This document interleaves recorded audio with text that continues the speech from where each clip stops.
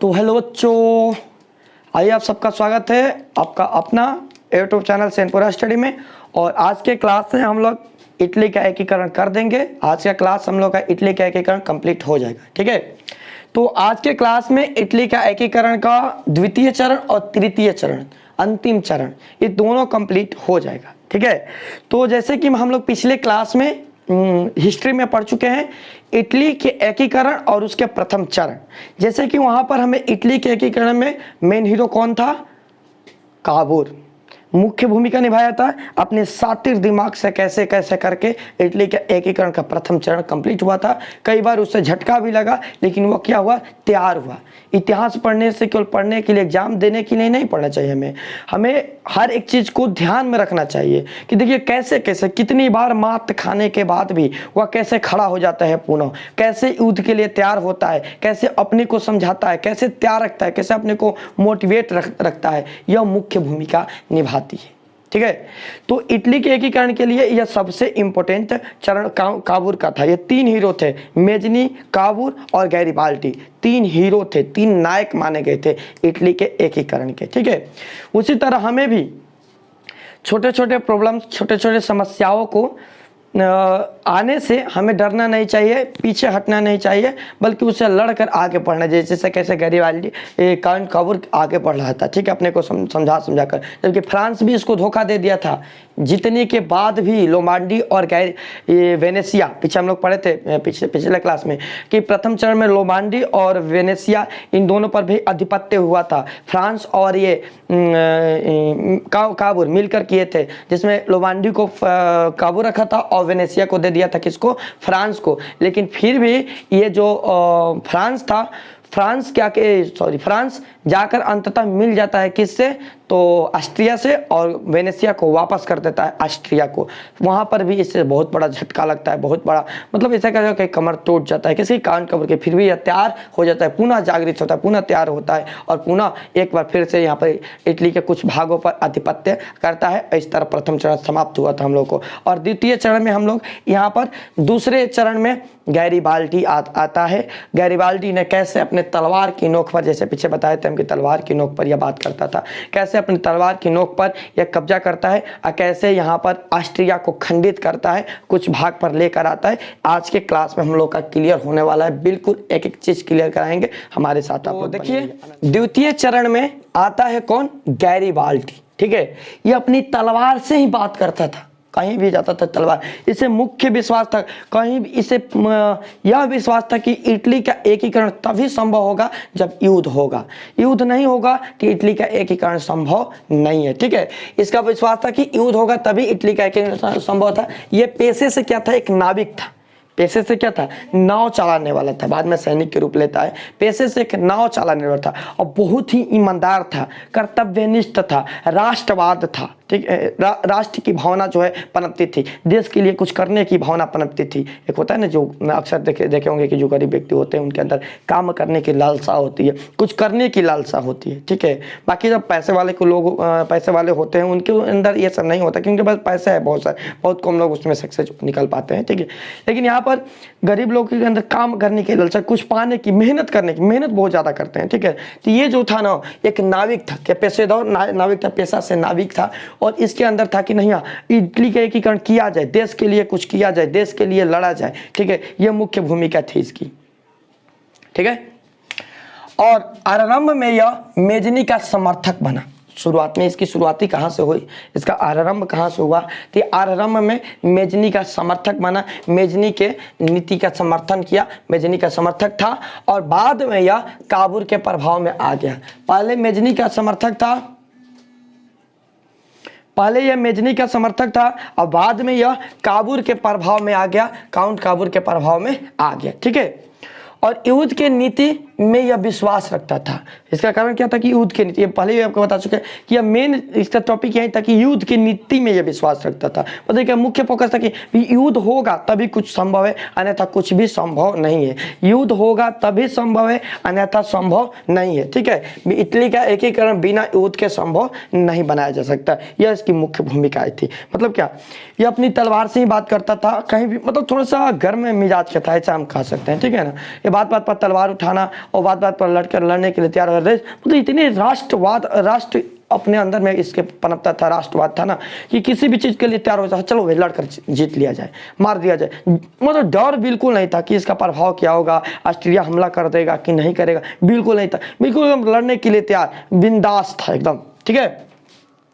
और 1859 की घटना होती है, उससे उत्प्रेरित होकर आक्रमण की नीति अपनाते हैं। 1859 में ऑस्ट्रिया के द्वारा कुछ घटनाएं की जाती है और वहाँ पर ये उत्प्रेरित होता है उस घटनाओं से, अब युद्ध की नीति तैयार कर लेता है, कहते हैं कि नहीं अब युद्ध किया जाए। और इसी को सोचते हुए वह क्या करता है कि लाल कुर्ती, ध्यान दीजिएगा, लाल कुर्ती सेना का गठन करता है, एक सेना का संगठन बनाता है और उस सेना का नाम देता है क्या, लाल कुर्ती। क्या नाम देता है, लाल कुर्ती। तो एक क्वेश्चन यहाँ से भी बाबू पूछा जाता है कि लाल सेना का गठन किसने किया था, तो वह गैरीबाल्डी ने, ठीक है। लाल कुर्ती सेना का गठन किसने किया था, तो गैरीबाल्डी ने लाल सेना कुर्ती का गठन किया था। अच्छा है, ठीक है।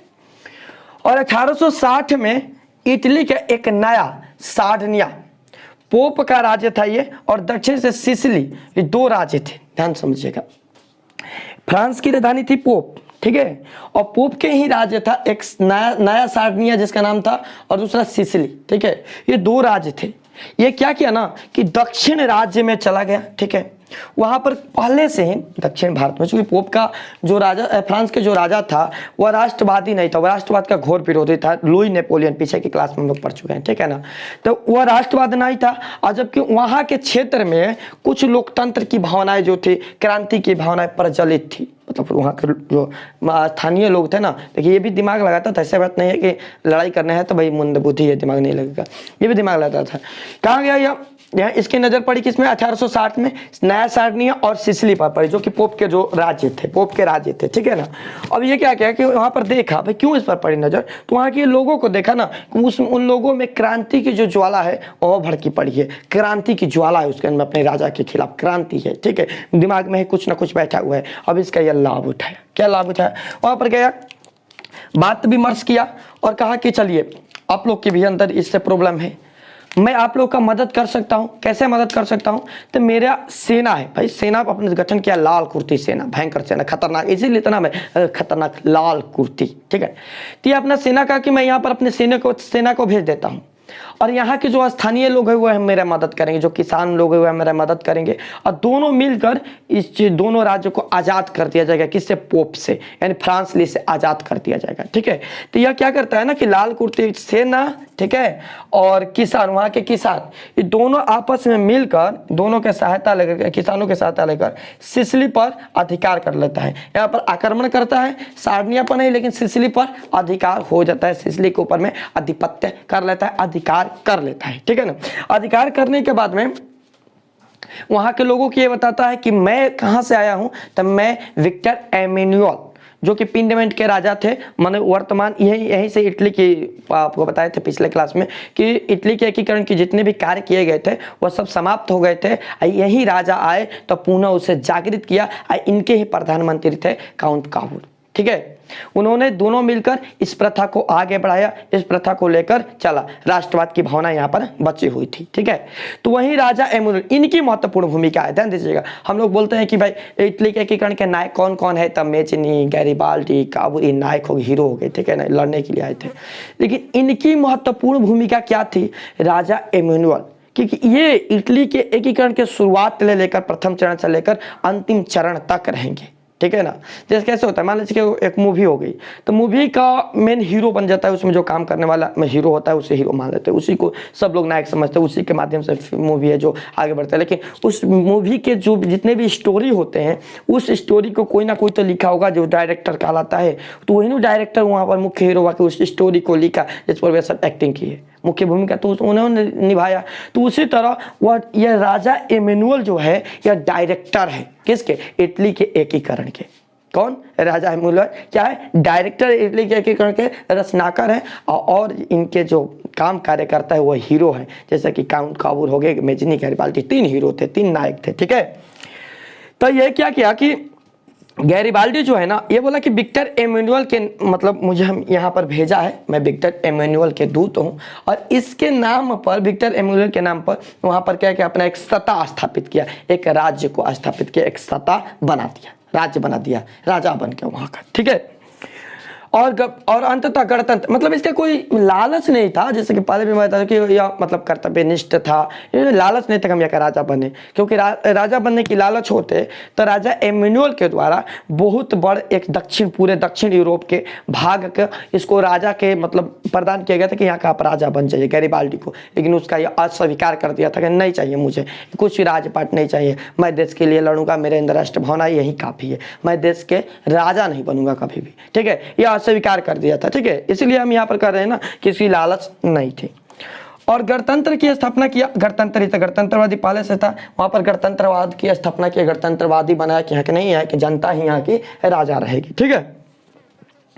पोप के राज्य पर आक्रमण, ध्यान दीजिएगा, अब जब वहां पर सिसिली पर पहुंच गया, सिसिली कहा था पोप के ही नहीं राज्य था, पोप के 2 राज्य थे, सिसिली और सार्डिनिया, ठीक है।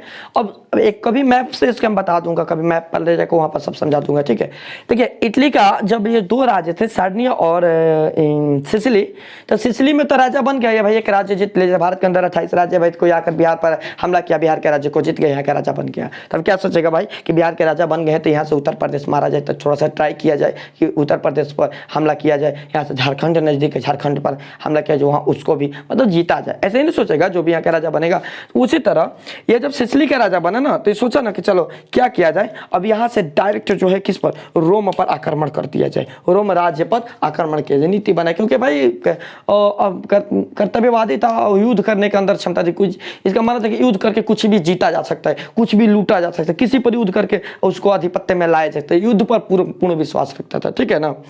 तो यार रोम पर आक्रमण करने की नीति बनाई। अब तब तक ये जो खबर है ना, कहीं से काउंट काबूर को पता चल जाती है, काबूर को पता चली कि अरे गैरिबाल्डी तो रोम पर युद्ध करने की सोच रहा है। रोम जो कि ऑस्ट्रिया के मुख्य भूमि थी, रोम ऑस्ट्रिया का मुख्य पॉइंट था रोम, अंततः इटली के सबसे अंततः में लास्ट में रोम आजाद होता है, ठीक है।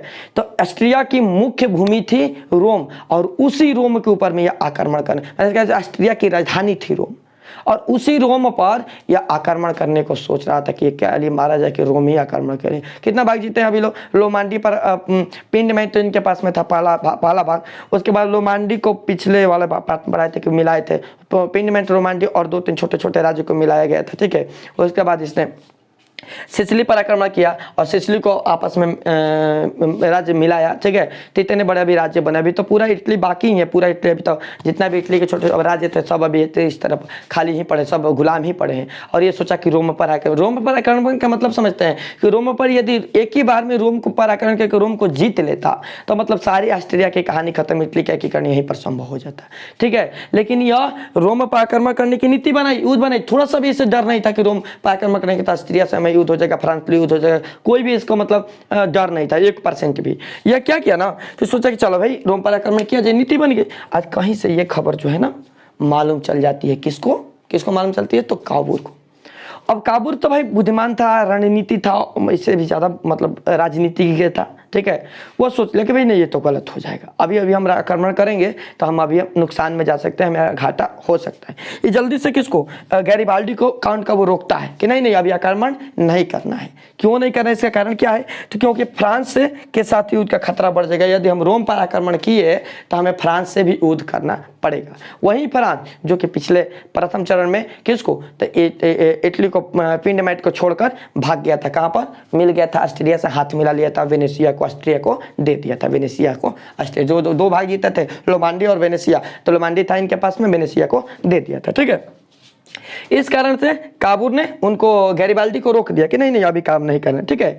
काबूर ने सेना की एक टुकड़ी जो कि पोप को प्रसारित किया, काबूल बोला कि एक काम करो, एक सेना की टुकड़ी बनाओ, एक सेना की ग्रुप बनाओ, और उसे क्या करो, पोप प्रसारित के इलाके से पोप से निकालते हुए ले जाकर नेपलस में प्रवेश करवा दो, नेपलस में ले जाकर रख दो, ठीक है। पोप के बाद नेपलस था, ठीक है ना। तो कि अपने एक सेना की टुकड़ी तैयार करो और साधारण रूप से पोप से निकालते हुए ले जाकर नेपलस में रख दो, ठीक है ना, देख रेख करने के लिए, वहाँ पर क्या हो रहा है, कैसे हो रहा है, सारी चीज पर नजर रखने के लिए भेज दिया, ठीक है। इसके बाद जनमत संग्रह के बाद अब इस सब सारी घटनाओं के बाद में सिसिली के आसपास जितने भी, मान लीजिए कि हमारे आसपास जितने भी रहेंगे तो हम चाहेंगे क्या भाई, हम कहीं मान लीजिए कि मेरे पास बहुत सारा पैसा है सोचिए, और कहीं पर हम 5 कट्ठा ज़मीन खरीद लिए, तो हम क्या सोचेंगे कि इसके आसपास में कोई ज़मीन बेचेगा, हमारे पास पैसा है तो मेन सोचेंगे कि आसपास ये बेच रहा है हमारे पास में, इसे हम ही खरीद लेते हैं, हमारा क्षेत्र बढ़ जाएगा, ये बेच रहे हम ही खरीदे, पैसा है तो, नहीं है तो मजबूरी है, ठीक है। तो उसी तरह यह क्या किया ना कि इसके सिसिली के आसपास में जितने भी छोटे मोटे शहर थे, नगर थे, उन्हें क्या किया ना कि यह क्या किया कि भाई चलो इसको आपस में मिला लीजिए, सटा लिया जाए। तो इससे कैसे भी करके यह अपने में सटाकर एक इलाका जिसमें सार्डिनिया को भी मिला लिया। सार्डिनिया जो सोचा था पहले भाग में कि सार्डिनिया और सिसिली पर आक्रमण करेंगे, दोनों जीत जाएंगे, सार्डिनिया नहीं उस समय जीता था, तो धीरे धीरे करके उससे मतलब भाला फुसला कर आपस में सबको मिला लिया कि चलिए भाई आइए मेरे में मिल जाइए, यह सब बड़ा सा क्षेत्र बना लिया बनाकर, ठीक है। अब इटली के काफी ज्यादा, ऑस्ट्रिया के द्वारा जो काफी ज्यादा भाग था अब कहां पर मिल चुका था, तो अब आकर यहां पर इटली में पिंडमेंट में मिल चुका था, सिसिली में मिल चुका था, यानी कि ऑस्ट्रिया के काफी ज्यादा भाग पर कब्जा हो चुका था, ठीक है। बस कुछ ही भाग बचे थे जो कि ऑस्ट्रिया के अंदर में थे, धीरे धीरे करके सब मिला लिया। बहुत अच्छा काम किया था यहाँ पर गैरिबाल्डी ने, ठीक है। और विक्टर एमेनुअल को संयुक्त इटली का राजा घोषित किया। अब इतने सारे राज्य मिले तो ये नाम दिया गया क्या, संयुक्त राज्य नाम दिया गया, संयुक्त इटली नाम दिया गया। और संयुक्त इटली के विक्टर एमेनुअल को राजा फिर से एक बार घोषित किया कि आप पिंडमेंट के केवल राजा नहीं है, आप संयुक्त इटली के राजा हैं, आप संयुक्त इटली के राजा हैं, ठीक है, उनको घोषित कर दिया गया, ठीक है। सार्डिनिया पिंडमेंट का नाम, अब जो सार्डिनिया में क्या किया गया कि जो पिंडमेंट नाम रखा था पहले उस क्षेत्र का, जहाँ पर जहाँ से ये आरंभ हुआ था इटली के एकीकरण के, पिंडमेंट के नाम को बदलकर उसका नाम इटली रख दिया गया। अब ये भाग इटली का आएगा। अब ऑस्ट्रिया का जो भाग में राज्य करता वो भी भाग इटली था, अब ये भाग क्या हो गया, इटली कहलाने लगा, इटली इटली इटली लोग इटली के नाम से इसे प्रचलित करने लगे, ठीक है। इस तरह बहुत ज़्यादा मतलब काफ़ी योगदान मिला, काफ़ी ज़्यादा क्षेत्र पर।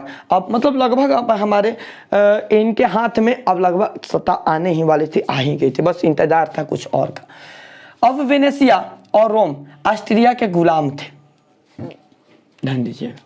अब ऑस्ट्रिया के अंदर में क्या बचा था, सारे राज्य सारे क्षेत्र को तो ले गया कौन, ले गया भाई, हो गया इटली के एकीकरण का आरंभ जो था, ले गया राजा एमेनुअल, उनके जो नायक थे वो ले गए, उन पर कब्जा हो गया।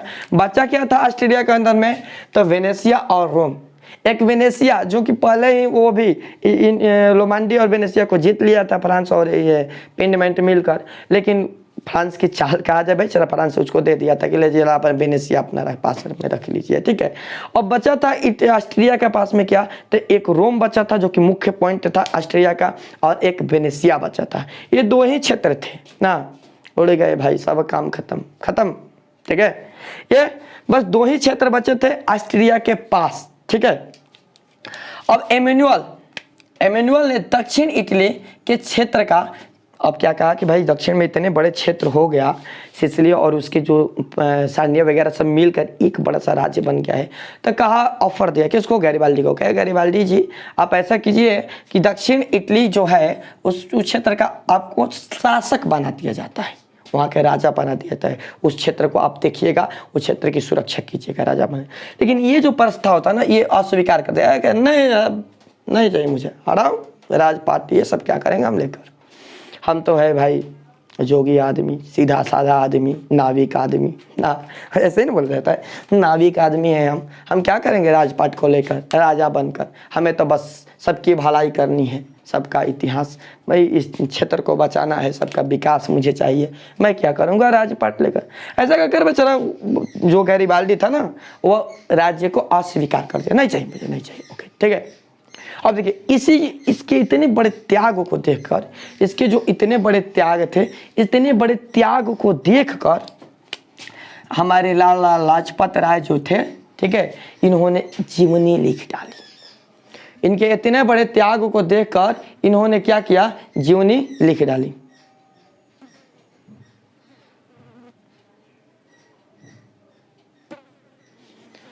इतने बड़े त्याग को देखकर लाला लाजपत राय ने इनकी जीवनी लिख डाली। भाई जीवनी क्यों इनसे प्रभावित हुई, भाई इतने बड़ा त्यागी, इतने बड़ा योगी ना जी, उत्तर प्रदेश में योगी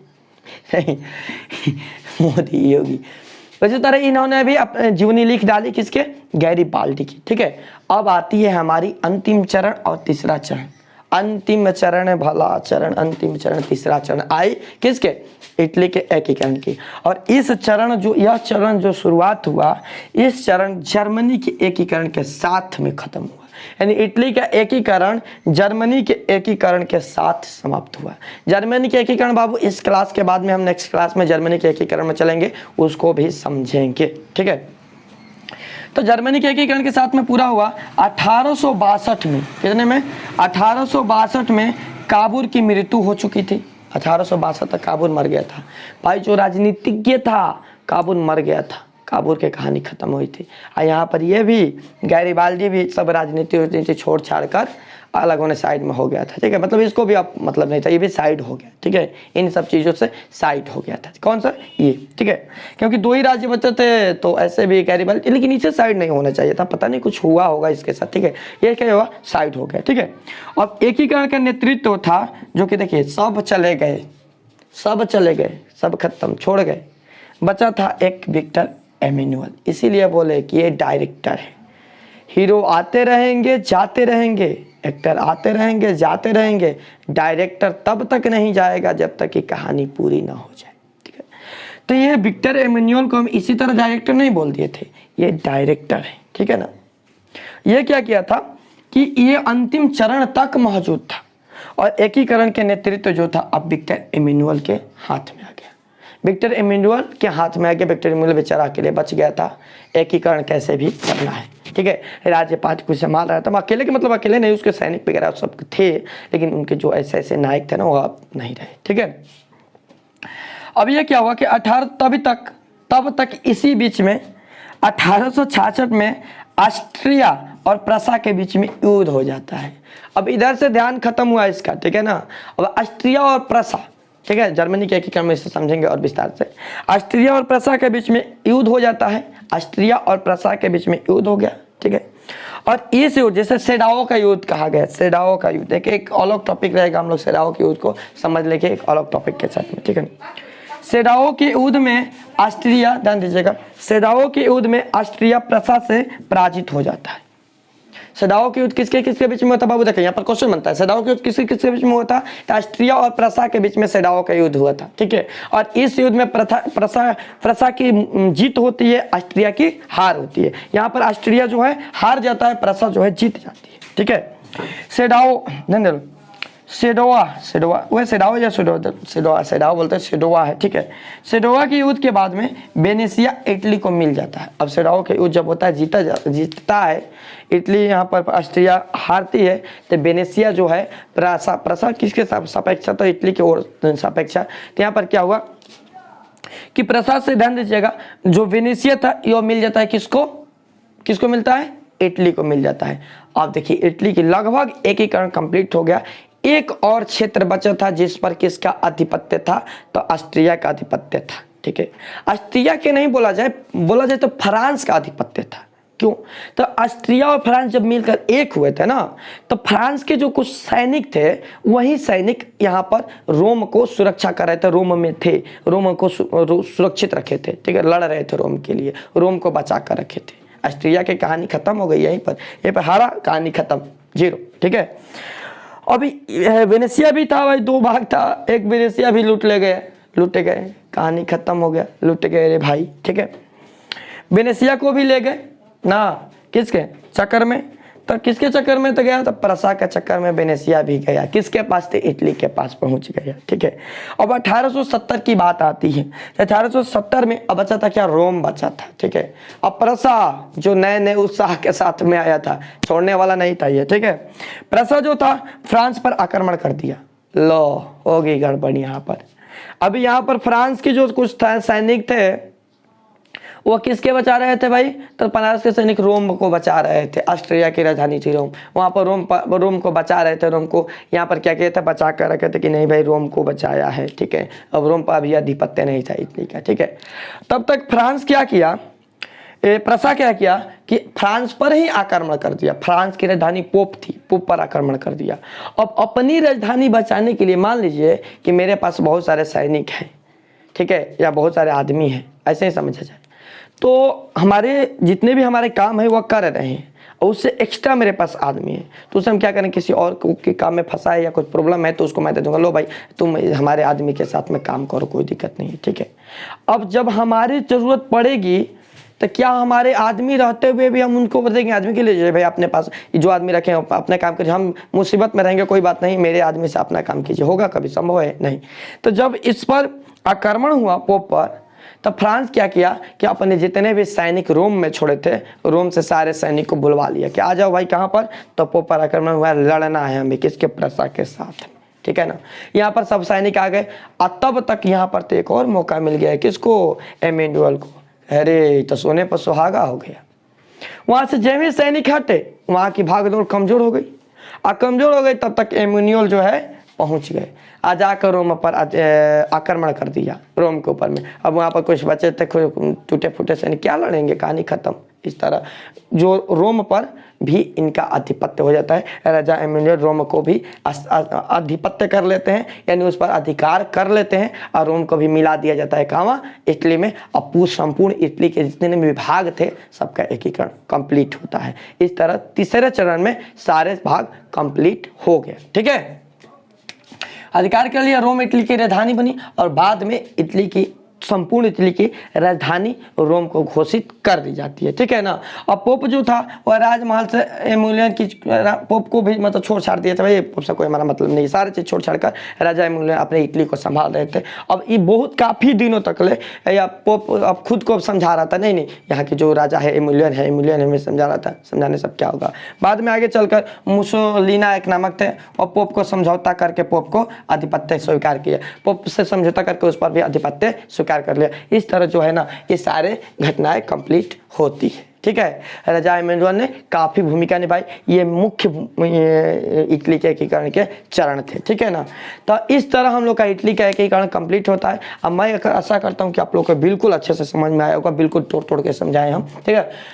तो हम लोग मिलेंगे नेक्स्ट क्लास में और वहां पर हम लोग देखेंगे, क्या देखेंगे, तो वहां पर हम लोग देखेंगे बताइए भाई, क्या, जर्मनी के एकीकरण, क्या, जर्मनी के एकीकरण, जर्मनी के एकीकरण नेक्स्ट क्लास में हम लोग पढ़ेंगे और प्रयास करेंगे कि नेक्स्ट क्लास हम लोग का पहले चैप्टर का अंतिम क्लास हो। ये लेक्चर 10 है आप लोगों का, ठीक है ना। अब प्रयास करेंगे कि वो जो है लेक्चर आप लोगों का अंतिम ही हो, ठीक है। और यदि कुछ बचा तो एक और बढ़ जाएगा, ठीक है। तो बहुत बहुत धन्यवाद, आप लोग को समझ में आया होगा। और इस बार के एग्जाम में बस फोड़ना है, ठीक है। इतिहास सब चीज़ में फोड़ देना है, सारे चीज़ हम लोग के लिए इंपॉर्टेंट है। धन्यवाद, मिलते हैं नेक्स्ट क्लास में।